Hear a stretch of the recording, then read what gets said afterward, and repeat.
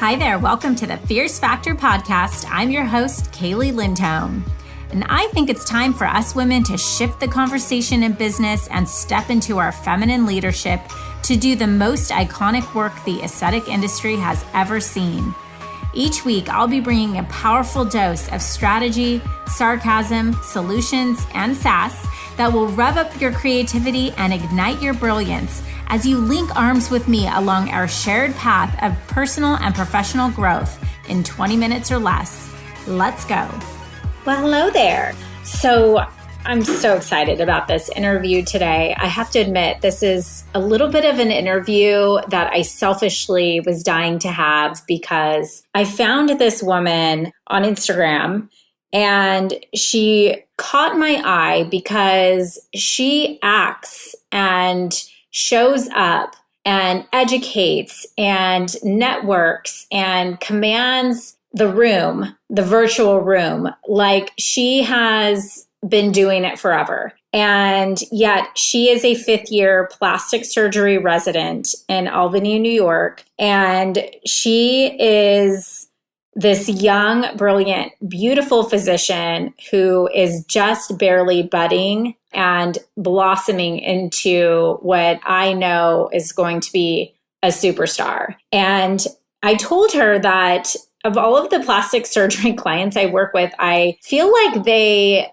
often talk about their residency years like it was erased from their memory. Like kind of like when I was in labor, I just don't even remember going through the pain of having a child. I just like forgot it happened. There's like a PTSD or something. And so I was kind of dying to talk with her about what residency was actually like. And I know from watching Grey's Anatomy and having sidebar conversations about certain elements or aspects of residency, but I thought it would be pretty cool to talk with somebody who is in a position in her life where she has put so much time and dedication and determination into getting to a point where she is, most of us at 30 years old have our college degree and we're going into our jobs or we've had our jobs. I was already having children, married, the whole thing. And yet she's just starting to sort of venture out into what is going to be, the future of her life. And so I just think there's such a unique time for someone like her. I also am fascinated by the tenacity that is embedded into someone like her who she tells her story about being born in India. And it's super cute. Her parents didn't want her to learn English because they wanted her to stay aligned with her culture. And she tells a cute story about coming home from kindergarten with notes on her tacked her shirt that she needed to learn English. And here she is today, such an accomplished physician, graduated from the University of Michigan, a double major, Spanish and brain behavior and cognitive science before attending medical school in Chicago.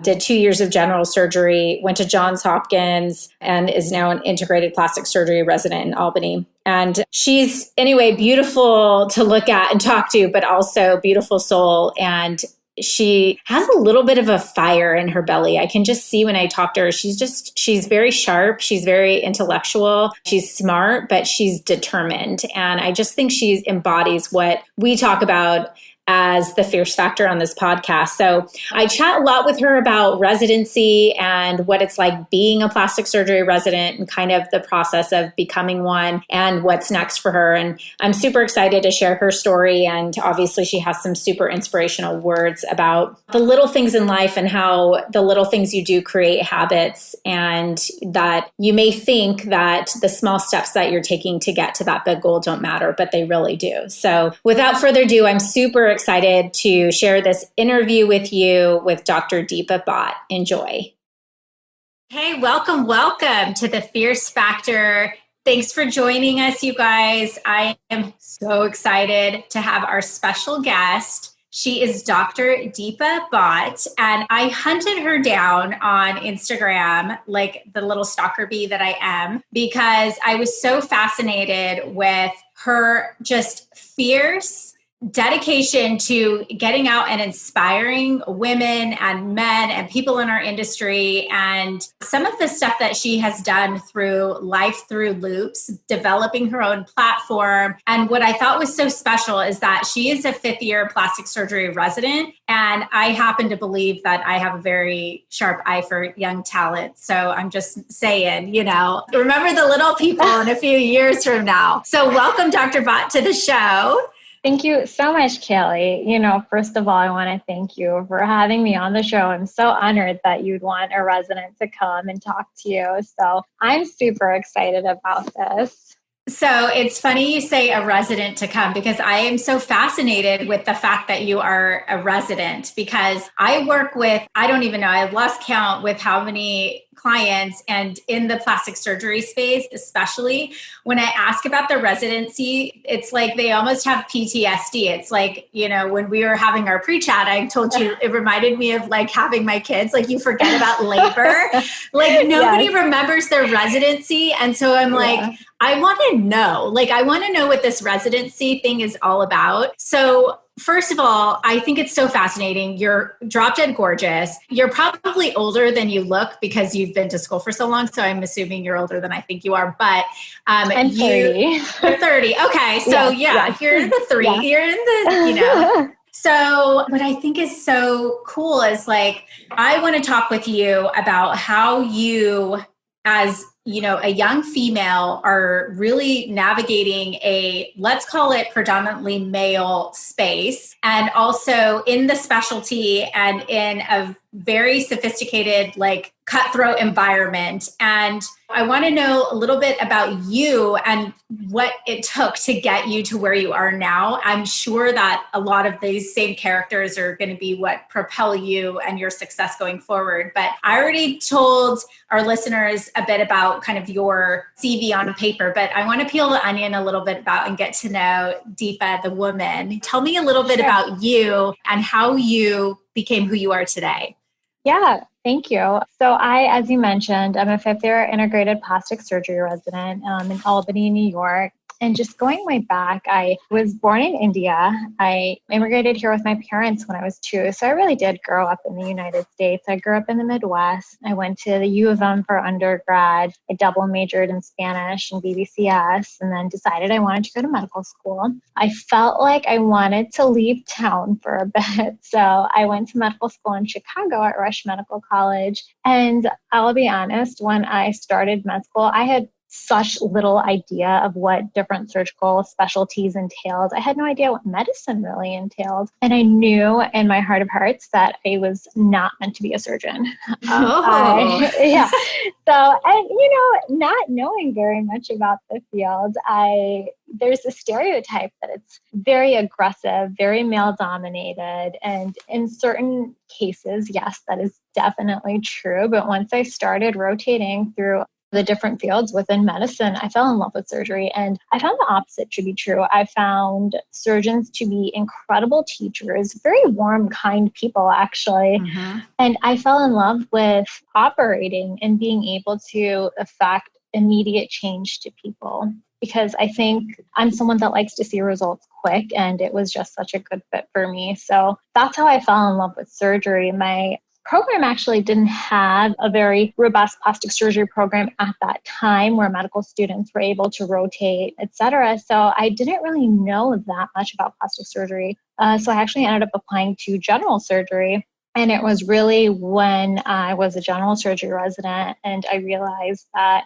I loved the reconstructive aspects more than our aspect of it. Like, for example, with breast cancer, it was so cool to me that you could reconstruct a woman's breast out of essentially nothing and, make her feel whole again, make her feel like herself, give her identity back. And that really spoke to me more than even the act of taking the cancer out. So that's how I got interested in plastics. Wow. So you double majored originally in Spanish and BBCS. Will you explain what that is? Yes. Sorry, I kind of skimmed over that. So BBCS stands for Brain Behavior and Cognitive Science. I decided to double major because one, I knew that I was never going to be able to take Spanish classes again. And BBCS is essentially, I'll liken it to a biopsychology degree. And I knew that this was the last opportunity I was probably going to get before medical school to study literally anything I wanted. Because after that, it's all science. I love languages. English is my third language. So learning languages is really fun to me. Spanish is very useful. It ended up being super useful in Chicago, a little bit less so in Albany, but it was great nonetheless. And then biopsych, it was really fun. It was fun to learn about. The human mind is amazing. I think, I say that we don't get to learn about anything else now, but I think the psychology of plastic surgery is really quite interesting as well. So yeah, well, that's exactly what I was thinking about when you were saying you wanted to be in a field where you could impact immediate change. And ironically, I feel like what I do, I want to impact significant change for people, but it's this long process. And so I'm kind of late to the game, but so fascinated with the brain and psychology and how even belief systems impact how you approach your business and things like that. And totally. So, I mean, we could get into a whole conversation about, like, I can only imagine how, well, obviously speaking multiple languages could help you in any field. I mean, doctor, no doctor, but especially being a physician, but also understanding, there's some complexities within plastic surgery, like body dysmorphic disorder. And, I think ultimately, I will go to battle with people that talk about how superficial are the aesthetic spaces. And I'm like, wait a minute, people literally they're new human beings. Like they have a new outlook on life and new self-esteem, right? I really do think they are very much connected. Oh yeah, I couldn't agree more, with you. I think that is the biggest misconception about plastic surgery is that it's purely breast augmentations and butt lifts. I mean, in residency, especially 99.999% of the stuff we do is purely reconstructive. We are doing limb salvage after these horrific motor vehicle accidents and, the guy's going to lose their leg or we're going to reconstruct it for them. That's the kind of stuff, we do more often than anything. So, and even in the aesthetic space, I think it's really powerful. What we can do for these patients is it matches how you feel on the inside to what you look like on the outside. Yes. And that is a powerful thing. It changes your confidence. It changes how you present yourself to the world. I mean, there's so much data on how looking better makes you feel better. So yeah, no question. So tell me a little bit, I didn't realize you were born in India, so which tells me probably your parents probably have a history too, and the whole process of coming here. Tell me a little bit about that. And also I want to hear about some of the hurdles that you had to accomplish, because, you make it sound like, well, I chose this and did that and it was so fun. I mean, for me, the hurdle is just going to school for that long. Like the minute I got my business degree, I was like, I'm out. I'm out enough. Yeah. So tell me a little bit about that process. Yeah. Well, I'll be honest, that is still a hurdle I'm going through. Sometimes I'm like, I can't believe, but yeah, as you mentioned, I wasn't born here. I immigrated when I was 2. And I think that was my parents. They're such wonderful, supportive human beings, but they were so afraid I would lose touch with my Indian identity and my culture that they just didn't speak English to me or to anyone. And so I showed up to school on my very first day, not speaking a lick of English. Wow. So they would literally send me notes pinned home on my sweater being like, Deepa is going to fail kindergarten unless she learns English.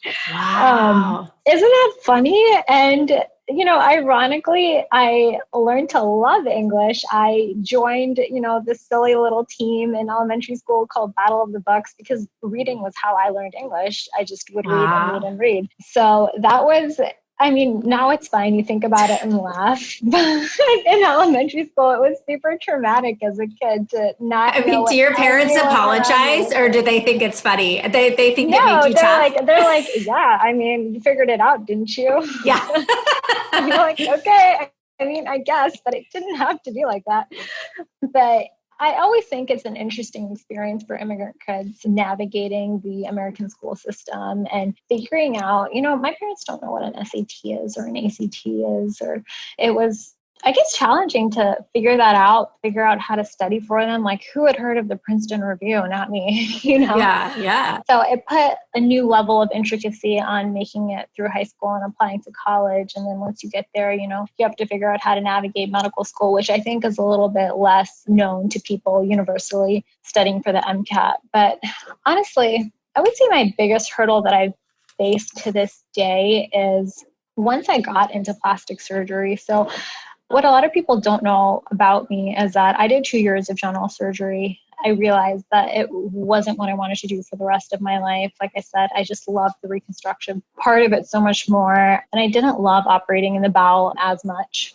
So I decided to take a hiatus. I essentially kind of quit general surgery and I moved to Baltimore for a year and did a year of research at Johns Hopkins. And that was really scary because I had essentially just left a super stable job that if I stayed and, saw to completion, I'd be done in 3 more years. I left. I didn't know a single soul in Baltimore. I had never worked in a lab before. It was a tissue engineering lab. And come on, I didn't even know what that was. Yeah, I know.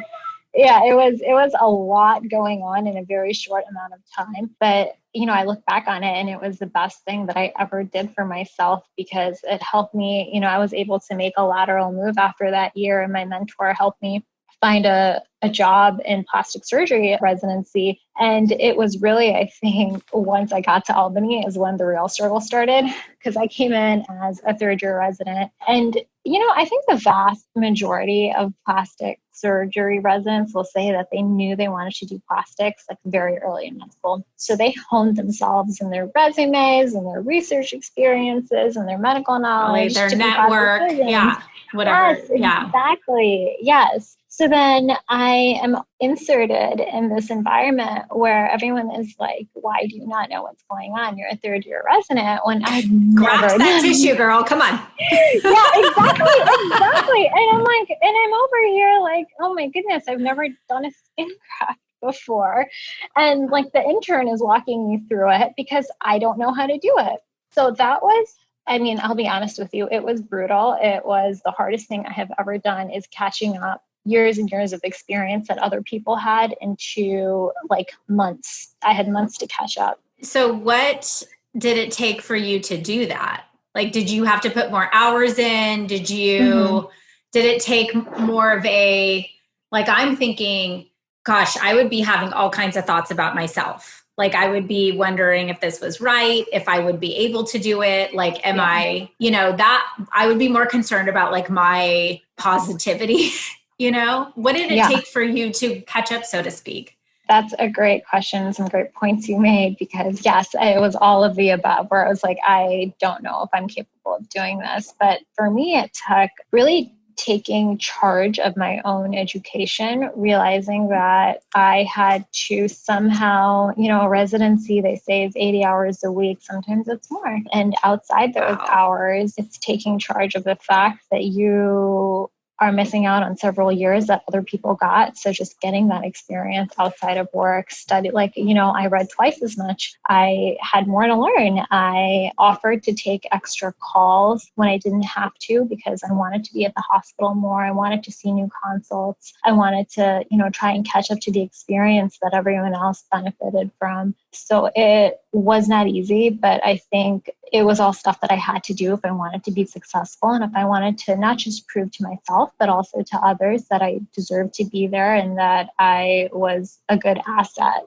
Mm-hmm. So talk to me about residency program. I want to kind of go through so what are you doing for 80 hours a week in plastic surgery residency? The people want to know. Yeah, I know. I think residency is so nebulous, right? Because you're how are you working for that long? What are you doing? Do you take out the trash? Yeah.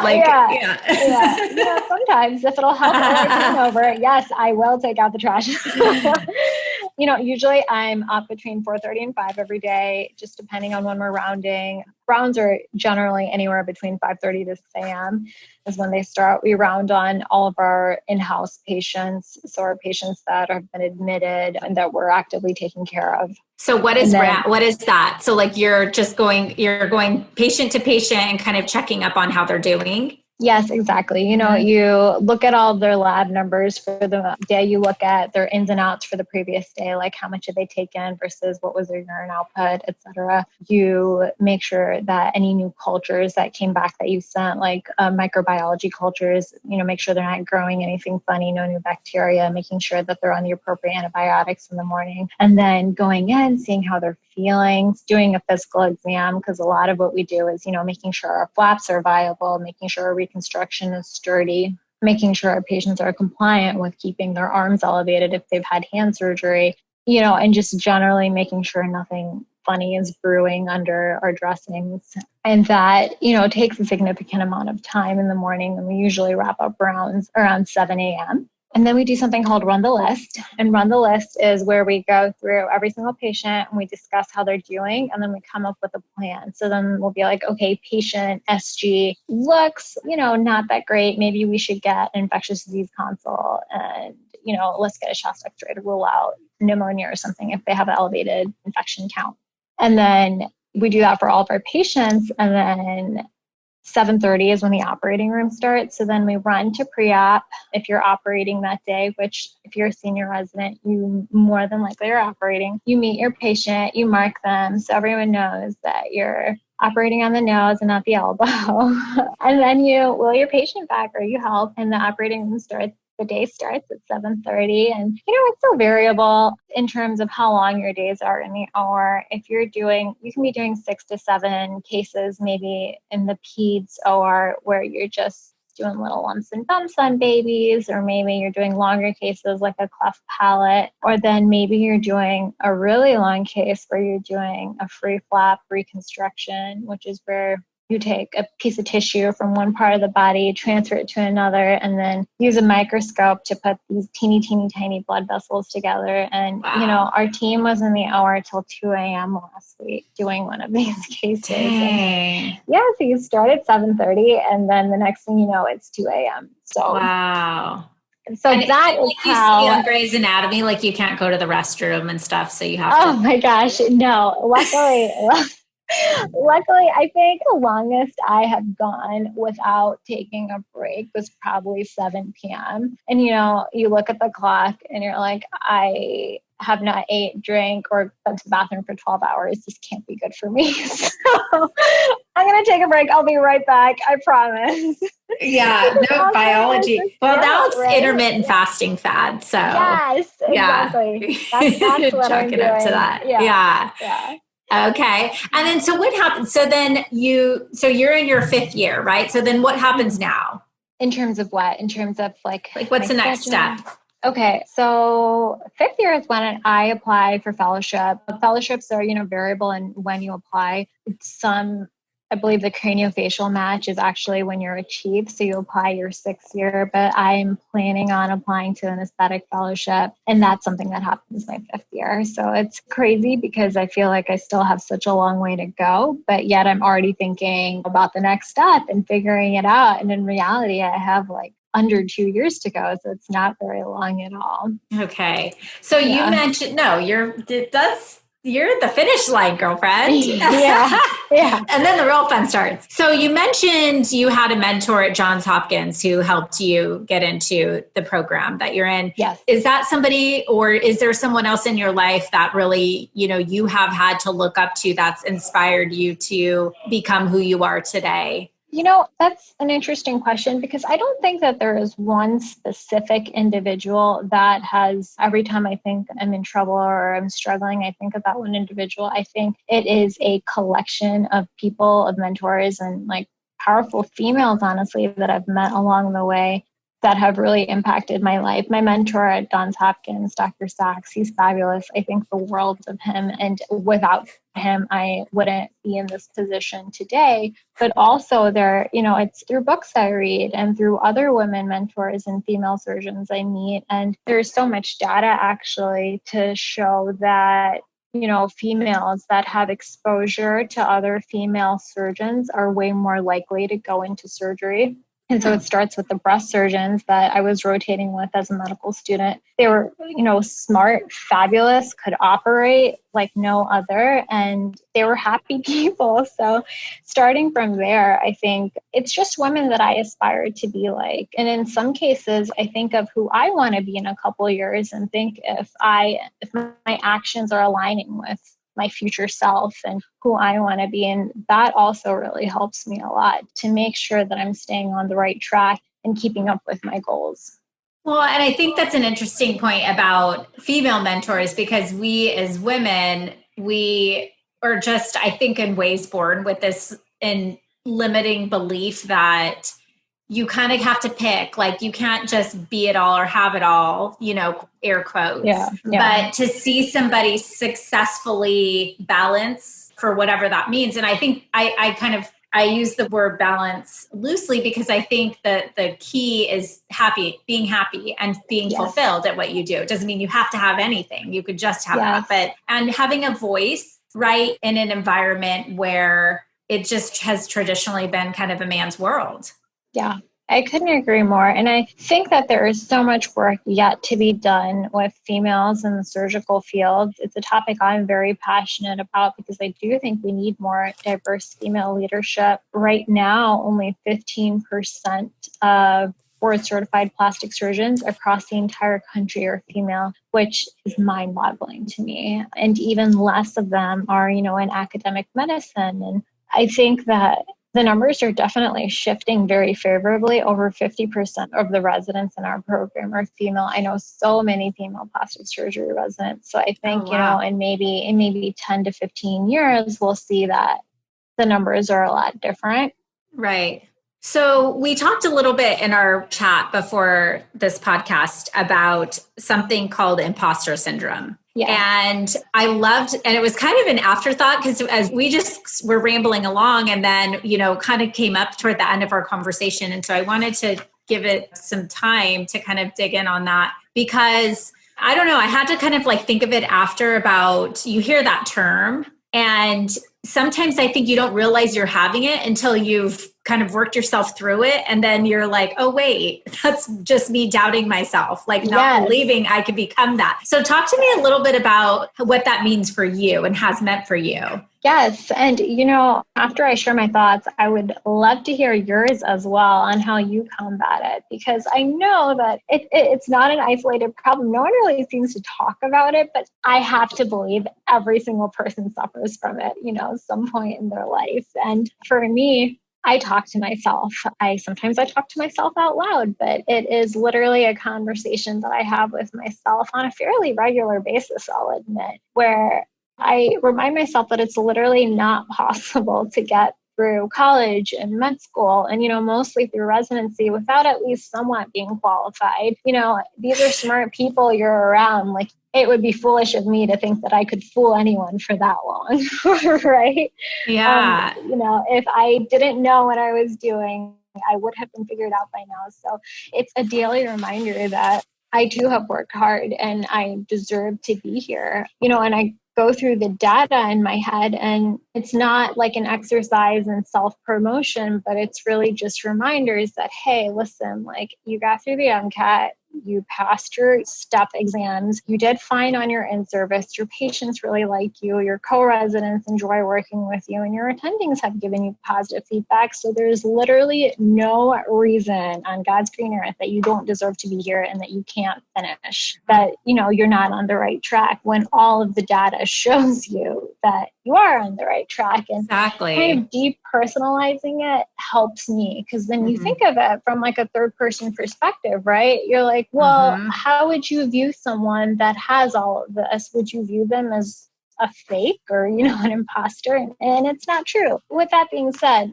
it's not like it doesn't get to me. It still gets to me. And I think that maybe there's this perception that the further along you get or the higher in the ranks that you climb, the less that it's an issue because maybe you build your confidence. But for me, sometimes I almost think it worsens because the further I get through my medical education and the ranks of, first being an intern, then a junior resident, and now a senior resident, I'm like, well, there are less and less people that are exactly like me. And I think that that's also where promoting females and diversity within medicine helps, because once you see more role models and more people like yourself, you're like, she did it, I can do it. Instead of being like, oh my God, I know of 3 people that have done this. Yeah. So did you, as a cognitive brain scientist, did you study this, or is this kind of more of this is a life circumstance development? I have to say I didn't really study it in college. I hadn't even heard of imposter syndrome until, I want to say, medical school, where it's really rampant. And there's a lot of, I always quote the literature and research because I'm big on numbers, but, there's so much research to show that females suffer from imposter syndrome so much more than men do. And that's also a good reminder to be like, hey, my colleague over there who's a male seems like he has all the confidence in the world. And, you're in the same place that they are. So why wouldn't you have that same level of confidence? Yeah. Well, I think it goes back to, and I'm no doctor, but I think it could go back to just our primitive ancestry and how we're built as human beings. And as women, just for thousands and thousands of years, we're just programmed to almost to resist competition, to resist conflict, to resist the things that you constantly have to embrace to achieve great things. And, ultimately it's a lot of hard work. And whether somebody's willing to put the work in or not, that's one piece of it. But being able to have put those blinders on and stay focused on, this is me and my journey and my path, and not look externally. I think that's a harder thing, because we want acceptance. We want to make friends. We want everyone to like us. I mean, I look at you and you're this young, beautiful, brilliant woman. You probably have a few haters out there. Yeah. I'm just saying. That's,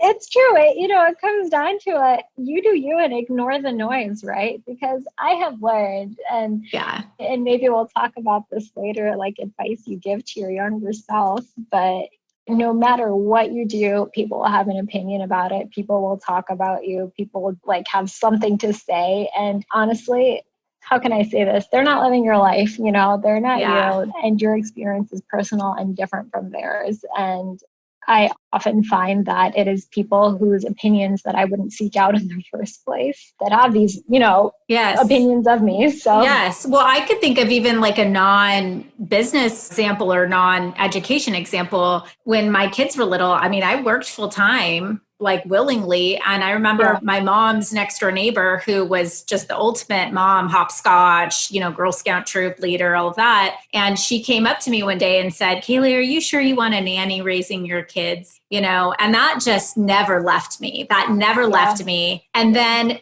a month ago, I was out, she ran by and saw me at the park kicking the soccer ball around with my little guy. And my mom called me and said, oh, her next door neighbor told her that she just thinks you're the best mom. And I didn't even know how to take this. Is the same woman, how to take that. But it kind of put everything in perspective for me. For, 10 years ago, I'm the worst mom, and now I'm the best mom. And I'm the same mom I was the whole time, And so I think it just reinforces the point that people are going to have their opinions, and you're going to have people who agree with you or like what you're doing or don't. And ultimately you have to you just have to be in your own aisle and do it so it's self-serving. Otherwise you're going to be miserable. Right? I couldn't agree more. So tell me about, I was going to ask you about the best advice you would give to your 20-year-old self. Do you think it would be related to that? That, and to remember, when we're 20, I think that it seems that not everything you do matters. And, you let this slide and that slide and you're like, oh, whatever. But I would, if I could go back and talk to my 20-year-old self, I would tell her that everything you do matters. And you may not see it immediately, but it does. And, even when you're in college, just everything from not sleeping in and making it to your 8 a.m. orgo lab, which isn't always speaking from experience, the most exciting thing to do, down to every suture now that you're placing in a patient. Like every single stitch matters, every single thing you do matters. And you're doing yourself a disservice by not treating your life as such. Wow, that is so profound. And I love that advice. I was not expecting that. I was not expecting that because I guess, I think we're so focused. I don't know why I automatically went to this, but like, we're thinking about big moves, right? So like 10 years, like I thought you were going to say like, just trust the process. Like it's going to happen for you. But I actually really respect you for what you just said, because what you're saying is that it's all of those little things that develop habits in our life. It develops our character. It's, a lot of people call me and say, how do I create a brand for myself? Right? Your brand is who you are. And that happens from that stitch, from that waking up early, from doing the things you don't want to do, from developing a character and a mindset around facing adversity, all of the things that are ultimately going to shape and kind of like collide into this big old exponential bubble of awesomeness later. Yeah, I agree. I mean, it's all built on small habits that you create from, day one that shows other people who you are and the kind of person you are, and ultimately the kind of surgeon you will be and how you'll care for your patients. So, wow, I love that. Okay, so I want to hear what's next for you. So you said that you're applying to an aesthetic fellowship. What is the future? Which you did share with me that your wedding is postponed because of COVID, which is cray-cray. Yes. So there is a wedding to come. Which is so exciting. We're doing a destination wedding, but it's a blessing and a curse because I obviously, no one wants to have their wedding postponed, but at least now, it's not in the middle of fellowship applications and this and that. So I guess there's my silver lining. But I'm applying to aesthetic fellowships this fall, which, it's crazy. It's coming up so quickly. And, in the future, my parents are in Florida. My fiance's family's in Florida. So I'd really like to go set up shop down there. Mm-hmm. And, perhaps whether it be joining a group there or setting up my own private practice, that's ultimately my goal. So I'm really, really excited because I feel like things are really moving now. I'm in that vital stretch, like we were saying, and I'm so excited for the future because not because I know it's going to be wonderful and perfect and amazing, but just because I'm excited to start a new chapter, and knowing that even though it might be an uphill battle or, may not come very easily, but just doing it anyways and seeing what happens. So, yeah.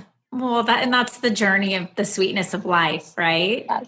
Oh, that's so exciting. Okay. You heard her, Florida docs who are listening to this. Sweep her up before she's taken. All right. So this is like my final, my closing question for all of my guests on the podcast. What does having the fierce factor mean to you?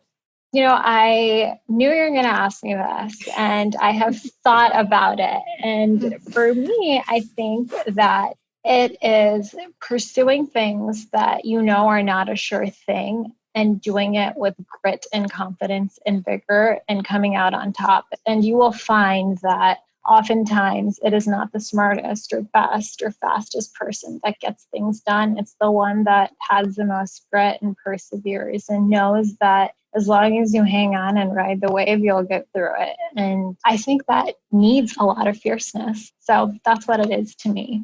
I love that. The girl who went home from kindergarten with signs taped on her. Yes. Shirt. Yes. That's not fierce. I don't know what is. Awesome. This has been so wonderful. Do you have any final thoughts or anything else that maybe you want to share, like closing thoughts for the people listening today? Yeah. Thank you so much for having me. This is actually so much fun. This is my first podcast. I guess. Look at you. You're a pro now. Yeah. So this was so much fun. Thank you for making it so easy. In closing, I just want to tell anybody listening that I am a huge advocate for mentorship and helping other women out, and not just women, but helping others out. But I do think I would be more helpful to females. If you have any questions, if you have any thoughts, if you want advice, if you want anything at all, please feel free to reach out to me because it brings me great joy to help others that are in similar situations. So Oh, that's so awesome. So where can people find you and also follow you and check out Life Through Loops and all of that too? Yeah, so I'm probably most active on my Instagram handle, which is Deepa Bhat, MD. So I am always available through that. And, you can find me very easily on the web through Albany Med's emails as well. So I am available and would love to chat. Awesome. So we'll hook that up in the show notes. So if you are watching this on your iPhone, you can scroll down and go follow Dr. Bhat on IG. She has a beautiful Instagram and does some inspirational interviews as well with other women in our space and other industries, just people who are making moves and supporting each other. So thank you again. It's been wonderful. It's so good to learn about you. So I have a favor to ask. Yes. Will you come back on in a year and catch us up on, the year's progress? Oh my gosh, that is so cool. I would love to. Okay, yes. Awesome. Because maybe we can life up. I think it's about the journey, and so, someday you're gonna be like, remember that interview? And I think it would be really cool to kind of track the progress. Well, I'll always remember it. Yeah. The first one. So that's a great idea. Thank you. I'd love it. Cool. Awesome. I'll look forward to that. All right. Thank you so much, Dr. Bhat. Take care. Okay. Bye. Have a good one. Bye, Kaeli. Bye. Thank you for joining me for this episode of The Fierce Factor. If you enjoyed the show, please make sure you subscribe so you can automatically get new shows every week. I'd also love it if you left us a review. And come join the conversation online. If you're an aesthetic industry owner, operator, or leader, please join my free Facebook group, The Tribe of Fierce Aesthetic Leaders, a community of ambitious, purpose-driven professionals who collaborate and share best practices for growth in business and life. I'm honored you tuned in.